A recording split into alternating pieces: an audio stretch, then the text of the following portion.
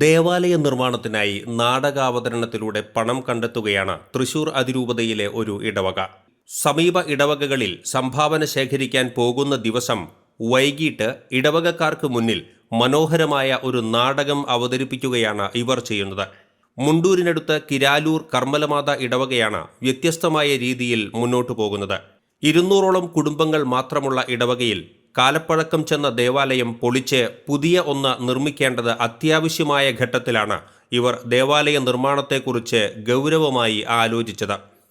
നിർമ്മാണ ജോലികളിൽ കൂടുതലും ഇടവക അംഗങ്ങൾ തന്നെ ശ്രമദാനമായാണ് ചെയ്യുന്നത്. ഇങ്ങനെ ചിലവ് അല്പമെങ്കിലും കുറയ്ക്കാൻ ഇവർ പരിശ്രമിക്കുന്നു. എങ്കിലും പിന്നെയും പണം കണ്ടെത്തേണ്ടതായുണ്ട്. സമീപ ഇടവകകളിൽ പോയി സംഭാവന സ്വീകരിക്കുന്നതിനോടൊപ്പം അവരോടുള്ള കൃതജ്ഞതാ പ്രകാശനമായാണ് നാടകാവതരണം നടത്താൻ തീരുമാനിച്ചത്.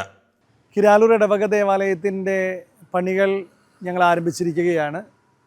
38 വർഷമായിട്ട് ഞങ്ങൾക്കുണ്ടായിരുന്ന ദേവാലയം ഞങ്ങൾ പൊളിച്ചു മാറ്റി പുതിയ രീതിയിൽ കൂടുതൽ ആൾക്കാർക്ക് നിൽക്കാൻ പറ്റാവുന്നൊരു ദേവാലയം ഞങ്ങളുടെ പണിതുകൊണ്ടിരിക്കുകയാണ്.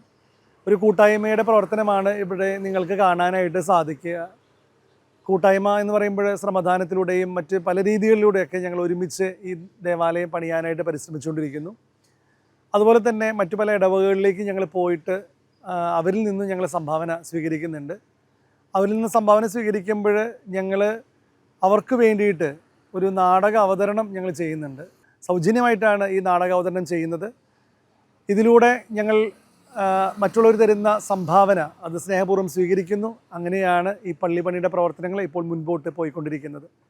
നാടകമേഖലയിൽ അനുഭവ സമ്പത്തുള്ള ഇടവകാംഗം കൂടിയായ വർഗീസ് കിരാലൂർ ആണ് 1 മണിക്കൂർ ദൈർഘ്യമുള്ള നാടകരചന നിർവഹിച്ചത്. സംവിധായകനും അഭിനേതാവുമായ അവണൂർ ജയൻ സംവിധാനവും നിർവഹിച്ചു. 2023 ഞങ്ങളുടെ ഇടവകയിലേക്ക് ബഹുമാനപ്പെട്ട ദിജോ അലക്കെങ്കിലച്ചൻ വികാരിയായിട്ട് വരുന്നത്. ആ സമയത്ത് ഞാൻ എഴുതിയ ഒരു അമ്മത്തണൽ എന്ന നാടകം അവണൂർ ഇടവകയിലും ഞങ്ങളുടെ ഇടവകയിലും ഒക്കെ കളിക്കുന്നുണ്ടായിരുന്നു. അപ്പോൾ അച്ഛൻ എന്നോട് ചോദിച്ചു, വർഗീസ് ചേട്ടാ, നമുക്ക് ആ അമ്മത്തണൽ എന്ന നാടകം എനിക്ക് ഭയങ്കര ഇഷ്ടമായി. അപ്പോൾ അത് നമുക്ക് 1 മണിക്കൂറിൻ്റെ നാടകമാക്കിയിട്ട് ഒന്നും കൂടി ഡെവലപ്പ് ചെയ്തിട്ട് നമ്മളിങ്ങനെ ഒരു ഐഡിയ വിചാരിക്കുന്നുണ്ട്. നമ്മൾ പള്ളികളിലേക്ക് സംഭാവനയ്ക്ക് പോകുമ്പോൾ അവർക്കായിട്ട് നമ്മളൊരു ഗിഫ്റ്റ് കൊടുക്കാൻ എനിക്കൊരു ആഗ്രഹമുണ്ട്. അത് ഈ സീറോ മലബാർ സഭയിൽ തന്നെ ചിലപ്പോൾ ആദ്യമായിട്ടായിരിക്കും അങ്ങനൊരു സംഭവം. അപ്പോൾ അവർക്ക് നമ്മൾ വൈകുന്നേരം നാടകം ഫ്രീ ആയിട്ട് നമ്മൾ സൗജന്യമായിട്ട് നാടകം അവതരിപ്പിക്കുക ആ നമ്മൾ സംഭാവനയ്ക്ക് പോകുന്ന ഓരോ ഇടവകളിലും. അപ്പോൾ വർഗീസേട്ടന് അമ്മത്തണൽ എന്ന നാടകം 1 മണിക്കൂർ ദൈർഘ്യമുള്ളതാക്കിയിട്ട് നമുക്ക് സ്റ്റേജിൽ ചെയ്യാൻ പറ്റുമെന്ന് ചോദിച്ചു. അപ്പോൾ ഞാൻ പറഞ്ഞു, അതിപ്പോൾ കുറച്ച് പേരൊക്കെ കണ്ടു ആ നാടകം, വേറൊരു നാടകം നമുക്ക് എഴുതാം വേണമെങ്കിൽ എന്ന് പറഞ്ഞു. എന്നാൽ ശരി, വർഗീസേട്ടന് വേറൊരു നാടകം എഴുതുമെന്ന് പറഞ്ഞു.